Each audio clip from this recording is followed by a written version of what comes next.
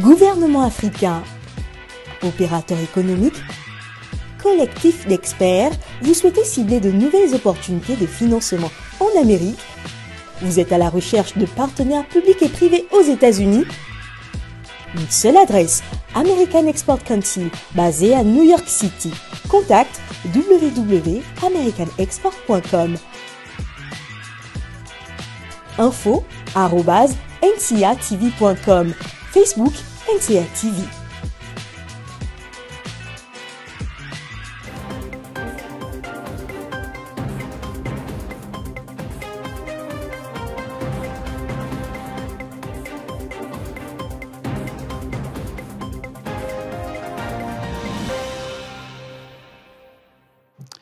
Vous êtes, mesdames et messieurs, sur NCA, la nouvelle chaîne africaine, et bienvenue à vous dans Frontal, votre rendez-vous qui vous plonge au cœur de l'actualité politique sur le continent. Décembre 2023, le Mali, le Burkina Faso et le Niger officialisent une décision radicale, celle de battre désormais leur monnaie et de sortir du franc CFA. Une décision qui intervient peu de temps après la création de l'Alliance des États du Sahel. La nouvelle monnaie s'appellera le Sahel. Alors, quels en sont les enjeux et surtout les implications pour le reste des États membres de l'UEMOA qui conservent le franc CFA? Deux éminents professeurs avec moi pour en parler. Nicolas Agbo, vous êtes économiste, professeur des universités, auteur de plusieurs livres, dont Le franc CFA et l'euro contre l'Afrique, publié aux éditions Solidarité mondiale. La question monétaire est donc au cœur de plusieurs de vos livres, y compris ce nouveau que vous venez de sortir, Les solutions salvatrices de l'Afrique, prospérité et liberté des peuples africains, du même éditeur. Votre position par rapport au franc CFA, on la connaît. Alors, la décision des trois États du Sahel de battre leur propre monnaie se rapproche-t-elle des solutions que vous proposez? On en parle au cours de cette émission. Merci, professeur. Merci. Merci de m'avoir invité. Notre invitation. David Asiba Johnson, un habitué de mon émission, professeur des universités. Êtes-vous aussi ancien directeur de l'École supérieure de commerce de Clermont-Ferrand en France? La question monétaire fait partie des problématiques qui mobilisent vos réflexions et vous consacrez vous aussi un livre à cette problématique. Le titre, Sylvanus Olympio, un pionnier imbattu, imbattable en attendant une preuve du contraire. C'est un livre à paraître. Merci, professeur. Merci d'avoir accepté notre invitation pour aborder cette question qui est devenue une question centrale sur le continent. Merci à vous. Très rapidement, professeur Agbo, vous évoquez dans votre livre quelque chose qu'on ne dit pas souvent parlant d'une monnaie. C'est le rapport culturel, le rapport psychologique à la monnaie. On doit se reconnaître son identité, son histoire dans la monnaie qu'on utilise. Et vous posez même la monnaie comme un outil politique. Expliquez-nous très rapidement. Bien, merci pour d'abord pour m'avoir invité, ensuite d'avoir posé la question. Lorsque nous disons le dollar, on pense immédiatement aux États-Unis d'Amérique. Lorsqu'on dit le yen, c'est le Japon, le yuan, c'est la Chine, et ainsi de suite. Lorsqu'on parle du franc CFA, dans le subconscient collectif, ça ne veut rien dire. Nous transitons par la France. Donc nous disons et nous répétons, ceux qui ont tué nos arrière-petits-enfants, nos parents, nos arrière-parents, etc., tous ils sont morts. Ici et maintenant et aujourd'hui, ce sont les arrière-petits-enfants qui sont là. Nous sommes soit de même âge, soit nous sommes même un peu plus âgés, etc. Nous n'acceptons plus cette subordination aux autres. Lorsqu'on est souverain, lorsqu'on parle de la souveraineté, j'insiste, le triangle de souveraineté, c'est 3 points. Le premier point, c'est battre la monnaie. Quand vous êtes indépendant, aujourd'hui, nous sommes aujourd'hui jeudi. C'est ça. quand vous hissez votre drapeau pour dire que vous êtes indépendant, au plus tard le vendredi, c'est-à-dire demain, vous sortez votre monnaie. Conditionnalité pour mettre tout le monde au travail. Parce que celui qui produit la richesse, c'est l'être humain. Il faut le mettre au travail. Et pour le mettre au travail, il y a deux moyens. Le moyen que nous allons considérer comme dépassé, c'est le mettre en esclavage et il travaille gratuitement pour vous. Mais le deuxième moyen moderne, c'est de le payer. Et il met en mouvement sa force de travail. Et il produit les richesses. Quand on dit les richesses, ce n'est pas seulement le bien des maisons, tout ce qu'on produit, les biens et services. C'est ça. Donc la monnaie, c'est un élément essentiel de la souveraineté. Deuxième élément, c'est le droit, c'est la défense et sécurité. Si vous n'avez pas la possibilité de vous défendre, vous êtes esclavagisable à tout moment. Et c'est dans ça que se trouve l'Afrique. Voilà pourquoi n'importe qui vient cracher sur nous, parce que nous sommes incapables de nous défendre. Donc vous nous expliquez, professeur, que ça c'est déjà le deuxième point. Et le troisième point du triangle, c'est le droit positif, c'est ne pas dire la Constitution. Si vous êtes capable de vous défendre, on ne viendra pas vous imposer des dirigeants ou bien une constitution, etc. Donc ici et maintenant, et nous parlons, nous disons, la monnaie, c'est un élément essentiel.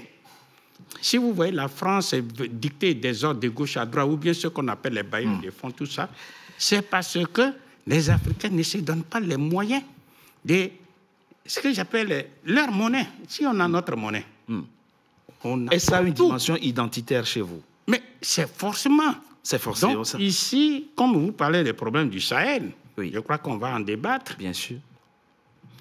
Ils veulent sortir de la subordination monétaire dans laquelle se trouvent les 15 pays d'Afrique. Ils veulent être souverains, c'est-à-dire le souverain veut dire par définition, ce n'est pas la peine de trop se compliquer, c'est le dernier décideur. Dans la zone franc CFA, le dernier décideur, on peut vous dire tout ce qu'on veut, mais c'est la France. Pourquoi? Parce que le franc des colonies françaises d'Afrique, c'est son nom, appartient à la France. Il l'a créé pour ses propres intérêts. Et c'est avec ça qu'elle maintient en laisse tous ces pays-là qui utilisent le franc des colonies françaises d'Afrique. Peu importe l'habillage nouveau qu'on lui donne, moi, je ne vais pas prononcer ça. Le premier enseignement qu'on tire de votre propos, professeur... Pardon? Le premier enseignement qu'on tire de votre propos, professeur, c'est que les 3 États du Sahel qui viennent de décider de battre leur propre monnaie seront désormais le premier décideur, les premiers voilà, décideurs. Ils n'auront plus besoin, c'est-à-dire la France n'aura plus prise sur eux. Ils seront totalement libres. Très bien. Eux qui vont décider. On approfondira tout à l'heure avec vous, professeur, la question de l'exercice de la souveraineté qui implique que la souveraineté monétaire est la première des souverainetés, précisément par rapport à la question de la souveraineté. Professeur David Asiba Johnson, je l'ai dit, vous êtes auteur d'un livre à paraître sur Sylvanus Olympio, ce président qui a été assassiné en 1963, le président est togolais. Ça veut dire quoi? Que lui aussi, il a été l'un des premiers à avoir compris que la souveraineté, que la monnaie est un outil essentiel. C'est pour ça qu'il a décidé de doter son pays, le Togo, d'une monnaie, même si malheureusement, son projet ne verra jamais le jour, ne se concrétisera jamais. Oui, merci. Vous savez, dans ces affaires, il est assez important de faire des rétrospectives historiques pour essayer justement d'appréhender mieux le réel. Parce qu'on dit il n'y a pas de vent favorable pour celui qui ne sait pas d'où il vient et pour celui qui ne sait pas où il va. Alors, il me plaît là de citer quelque chose. Comme d'habitude, vous savez que c'est une approche chez moi qui est fondamentale, mais qui s'inscrit dans la démarche de mon collègue et qui est relative à une déclaration de Mohamed V le 2 juillet 1959. Alors, il dit ceci pour l'inauguration de sa banque centrale. On est en 59, hein, alors que le Togo l'avait déjà envisagé déjà en 56-57.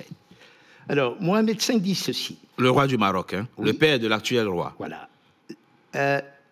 Grand-père. Le grand-père, pardon, le grand-père plutôt. La souveraineté de toute nation se manifeste par des attributs, notamment la liberté d'action dans la conduite de la politique financière et monétaire et l'orientation de son économie conformément à ses intérêts et par la possession d'une monnaie nationale émise par une banque nationale et non une monnaie satellite émise par un institut étranger. Nous sommes en 59. On est en 59, ce qui confirme ce que vient de dire Copanelis. Deuxième chose qui me paraît fondamentale, aujourd'hui, ça fait 30 ans que le franc CFA a été dévalué. Oui. Nous sommes aujourd'hui le 11 janvier 2024. C'était le 11 janvier 1984. Ça fait 30 ans À Dakar. à Dakar, dans des conditions que vous savez. On a fait venir des gens pour le parler peut-être du franc, de parler effectivement de... C'était plutôt la compagnie Air Afrique, et on les a embastillés, et on attendait que justement le mois qui précédait que Houphouët-Boigny soit décédé, parce qu'il s'y opposait, et finalement on a imposé 50% de dévaluation. Ça c'est important de le rappeler. Et alors, à partir de 95, qu'est-ce qui s'est produit? Je voudrais rendre hommage à Mohamed Yessoufou Saliou, qui est décédé, je viens de l'apprendre. Nous avons fait une émission, 1 heure pour convaincre, sur ce problème, où je disais qu'il fallait en finir, il fallait combattre monnaie. Cette émission a été censurée. Et nous étions également, pendant la période des grèves de 95, qui étaient les plus sordides, alors j'ai été contraint au cours de cette période de faire Créteil pour me rendre jusqu'à l'UNESCO pour réenregistrer encore une émission parce que je disais que l'Afrique devait battre monnaie. Nous sommes en 95.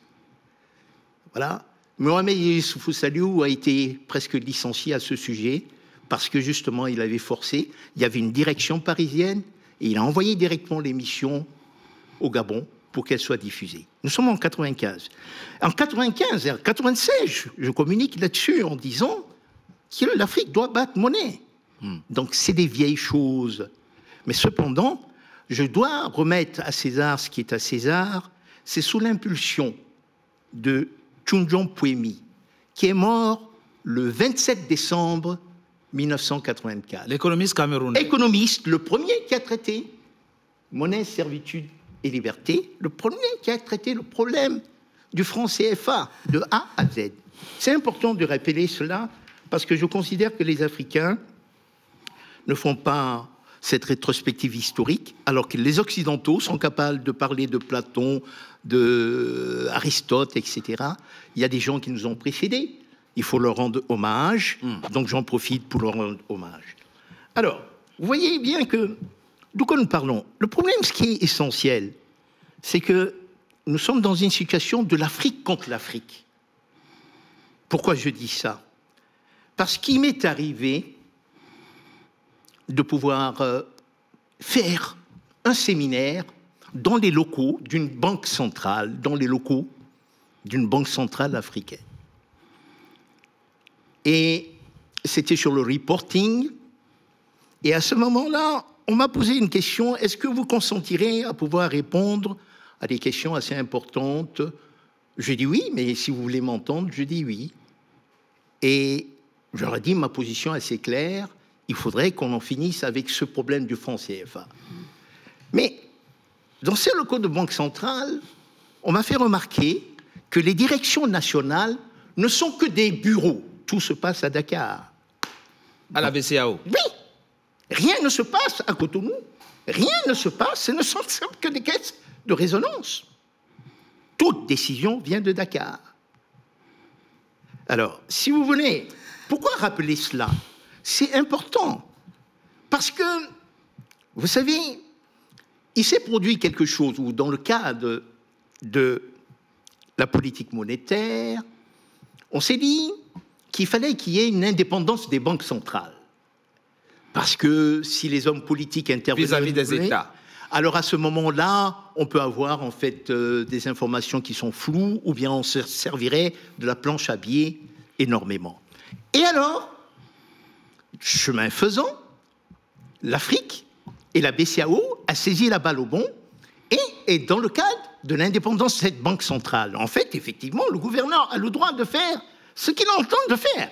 Et si vous ajoutez à cela qu'il y a peu de dirigeants africains qui sont au fait des problèmes de politique monétaire, donc vous comprenez que si le gouverneur dit « cette monnaie, c'est notre monnaie », et que je considère que c'est notre monnaie, et mieux encore, il va jusqu'à dire, figurez-vous, qu'au niveau de l'Afrique du Sud, quand ils ont acquis le contrôle de l'État, le rand avait été créé bien avant eux, ils se sont servis du rand, ils ne l'ont pas abandonné.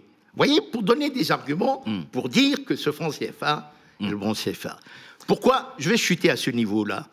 Si les gens considèrent que le franc CFA est une bonne monnaie, qu'ils la conservent, mais qu'ils ne l'imposent pas aux autres. Donc, l'AES va être ce que je vais dire, l'exemple phare ou la nécessité d'en finir avec cette servitude monétaire. Et ce sera une zone de prospérité. Le seul problème qui va se poser, c'est le problème de la gestion de cette monnaie. Et cette gestion de cette monnaie, il y a des outils qui existent, mais la chute, permettez-moi, il y a un concept qui est très important qu'on appelle le triangle d'incompatibilité, c'est-à-dire l'arbitrage qu'il faudra faire par rapport à 3 objectifs, un régime de change fixe, mobilité du capital et indépendance de la politique monétaire, c'est-à-dire la fixation des taux d'intérêt. Voilà la chose à laquelle nous serons confrontés. C'est très intéressant ce que vous évoquez. Et professeur, puisque ça nous amène, et professeur Nicolas Agbohou a abordé la question de la gestion de la monnaie, vous l'évoquez et très bien, et dans ce livre, et vous dites quelque chose d'intéressant. Vous dites, puisque vous préconisez, vous, une monnaie africaine, une monnaie unique africaine, et vous dites, il nous faut adopter non pas un système de change fixe, le professeur vient de l'évoquer, mais un système de change flottant. Si nous avions adopté ce système de change flottant, nous n'aurions pas aujourd'hui nos réserves de change au Trésor public français. Qu'est-ce qui va se passer avec les États du Sahel? Puisque en ce moment où on est en train de parler, ces 3 États ont encore leurs réserves de change au niveau du Trésor public français. Qu'est-ce qui va se passer concrètement? Quelle va être l'implication dès lors que cette nouvelle monnaie sera officialisée? Bien, merci. Je crois qu'il faut déjà remarquer que lorsque ces 3 États du Sahel, c'est-à-dire le Mali, le Niger et le Burkina Faso, vont sortir de la BCAO, il est tout à fait normal, quand on est marié et qu'il y a une séparation, ils vont récupérer ce qui leur appartient. Donc, que ce soit une partie du capital, que ce soit les réserves, etc. Ça, c'est un problème totalement différent qui n'a absolument rien à voir avec le problème de la gestion rigoureuse de la banque centrale qu'eux-mêmes ils vont créer, qui va abriter leur monnaie. Maintenant, quand on va adopter le système d'échange flexible ou bien échange fixe, je dis, dans toute chose, il y a ce qu'on appelle les spécialistes de la question. Il y a les décisions politiques, c'est ce qu'ils sont en train de faire. Quand il s'agit de gérer la banque centrale elle-même, on donnera ça à des spécialistes, des gens qui sont rompus aux techniques de gestion d'une banque. Et ça, il y en a plein.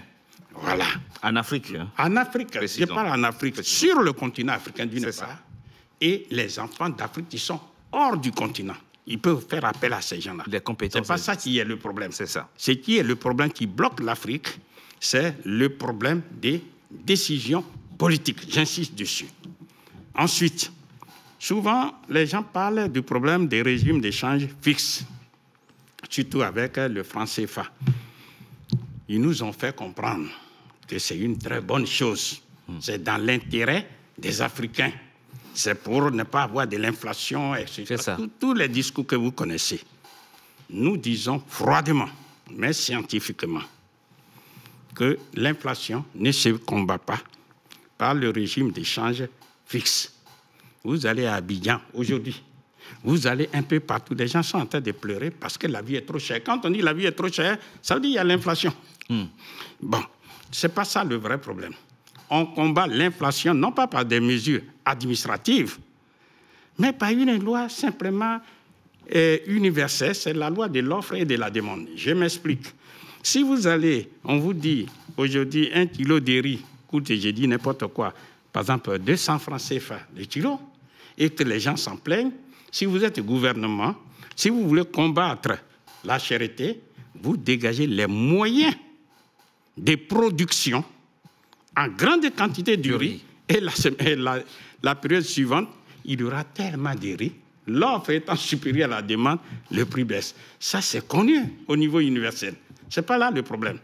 Mais quand on dit le franc CFA obéit à un régime d'échange fixe, il faut le dire à ceux qui nous écoutent, et surtout ceux qui ne connaissaient pas grand-chose en économie. En réalité, c'est pour protéger, écoutez-moi très bien, c'est pour protéger les exportateurs des capitaux de la zone franc CFA vers la France et le reste. Contre quoi? Contre ce qu'on appelle les risques d'échange. Je m'explique. Si vous êtes au Togo, en Côte d'Ivoire, vous exportez, dans l'état actuel, 656 millions de francs CFA. Arrivé ici, en France, on divise par 656 et vous avez 1 million d'euros. Bien, et ça reste toujours comme ça. Maintenant, si, avec un régime d'échange flexible, pour 1 euro, on ne donne plus 656, mais on donne 50 000 francs CFA, eh bien, les mêmes 656 millions, si vous les apportez, on divise par 50 000, on vous donnera 13 120. Entre 1 million que vous recevez hier et 13 000, vous perdez 987 euros. C'est ce qu'on appelle le risque d'échange. Les pertes d'échange, c'est ça. La question que les gens peuvent se poser, mais est-ce que c'est vraiment réalisable que pour 1 euro, on donne 50 000 francs CFA? Eh bien, je réponds tout simplement pour ceux qui nous écoutent. Ils peuvent aller sur Internet. Eh bien, 1 euro vaut, par exemple, en Iran, 51 000 rials. En Corée du Sud, pour 1 euro, on donne 1350 euros. Or, en Corée du Sud, le revenu par habitant est de 44 000 dollars, vous voulez dire. Non, en Corée du Sud. En Corée du Sud. Oui. Le revenu par habitant est de 44 000 dollars. En Iran, de 21 000. Mais des pays pauvres comme le Togo, la Côte d'Ivoire, même en RCA. RCA, en étant gentil, c'est 1 000 euros. Au nom de quoi ils peuvent, pour 1 euro, donner 656. Je vous explique, c'est pour maintenir, pour protéger les exportateurs de capitaux contre le risque d'échange. Ça, c'est déjà un. Deuxièmement, toujours sur le régime d'échange fixe, il faut le savoir, eh bien, comme c'est la loi de l'offre et de la demande sur le marché des monnaies qu'on appelle le marché d'échange, quand l'offre est supérieure à la demande, le prix baisse. C'est-à-dire, au lieu de donner 656 pour 1 euro, on serait amené à donner 5 000, 10 000 et même 60 000. Si vraiment on veut appliquer ça, on ne veut pas de ça. Donc, les banques centrales, c'est une loi qui est connue dans l'économie. La banque centrale intervient sur le marché, rachète sa propre monnaie pour faire remonter la demande. Ça, c'est connu. Or, on ne rachète pas les francs CFA avec les francs CFA. On rachète les francs CFA avec les devises, c'est-à-dire les monnaies étrangères. Or, à qui appartiennent les devises? Eh bien, les devises, comme je l'ai dit, ce sont les monnaies étrangères. C'est le résultat Ça appartient aux masses laborieuses qui travaillent, qui vendent à l'extérieur, qui obtiennent l'argent des autres, qu'on appelle les devises. Et ce sont des milliards et des milliards de devises qui sont utilisées pour racheter les francs CFA en vue de protéger les exportateurs de capitaux. C'est ça que les gens ne disent pas. Donc, c'est pour dire concrètement ceci. Eh bien, quand les pays de l'AES vont sortir du franc CFA, eh bien, ils seront dispensés de ça. Ils auront d'autres problèmes. Mais au moins ça c'est déjà un. Deuxièmement, et je crois que peut-être là, il faut savoir que la BCEAO, c'est une suite logique de la Banque du Sénégal. Je reprends. La BCEAO, c'est on va dire c'est l'arrière-petit enfant de la Banque du Sénégal. Qu'est-ce que c'est la Banque du Sénégal? Eh bien, pour nos enfants, pour ceux qui ne le savent pas, il faut rappeler que quand qu'on appelle Charles-Louis Bonaparte, ou sinon Napoléon Bonaparte, a supprimé l'esclavage le 27 avril 1848, eh bien, les esclaves noirs, précisément ici, étant libres, qui sont des biens, qui sont considérés comme des biens de production, des outils, eh bien, les esclavagistes, c'est-à-dire les propriétaires d'esclaves, se sont vus dépouillés de leurs outils de production. Donc, eh bien, comment on appelle, ce même empereur-là a pris la décision de créer, d'abord, d'indemniser les esclavagistes, c'est-à-dire les maîtres des esclaves, et c'est 1/8 de ces indemnités à hauteur de 230 000 qu'ils ont pris pour créer la Banque du Sénégal le 21 décembre 1853. Et c'est cette Banque du Sénégal qui a évolué pour donner la banque, la BAO, etc. Donc la BCEAO qui est là, tout comme la BEAC, tout comme la BCC. Ce sont les filles. Et bien, ce sont les filles de la Banque du Sénégal. C'est-à-dire, en fait, c'est le sang des Africains. Et ça, il faut le savoir, ça nous ramène tout récemment pour que les uns et les autres puissent comprendre. Je propose, professeur, qu'on marque une courte pause. On se retrouve dans quelques instants. Bon, d'accord, si vous voulez, vous me rappelez, parce que cette phrase-là, je voulais la terminer. Ah bon, allez-y, allez-y. Voilà. Le technicien ne c'est la loi de la nature. Je m'explique. Vous avez entendu parler, sans rentrer dans les détails, de l'histoire de la vache folle. Oui. La vache est un herbivore. Ça mange de l'herbe. Or, les Anglais sont arrivés à donner des carcasses et des animaux à ces vaches-là. Et ces vaches ont mangé. La farine animale. Qu'est-ce qui s'est passé par la suite? Ils se sont rendus compte que ces vaches-là, ça agit dans leur cerveau. Oui. Ces vaches sont devenues folles. Et par la suite, eux-mêmes, ils ont réfléchi. Mais quelles conséquences ça aura sur les êtres humains? On fait manger à la vache des carcasses carnées. Oui. Donc, ici, ce que nous sommes en train de dire, la BCEAO qui est là, la BCEAO coule le sang des Africains. Est-ce que je me fais comprendre? La BCEAO, ce n'est rien d'autre que la Banque du Sénégal en prolongement. Donc, un jour ou l'autre, la nature devait réagir pour mettre hors d'état de nuire la BCEAO. Et c'est ça qui commence avec les États du Sahel. Voilà ce que je voulais dire. Avec la décision de frapper. Avec la décision des États du Sahel qui vont sortir de la BCEAO. Et on verra les conséquences après. Et justement, on reviendra après une courte pause, évoquer les conséquences possibles pour les autres États membres de l'UEMOA qui veulent conserver le franc CFA. À tout de suite. Gouvernement africain, opérateur économique, collectif d'experts, vous souhaitez cibler de nouvelles opportunités de financement en Amérique? Vous êtes à la recherche de partenaires publics et privés aux États-Unis? Une seule adresse, American Export Council, basée à New York City. Contact www.americanexport.com. info@ ncatv.com, Facebook NCA TV.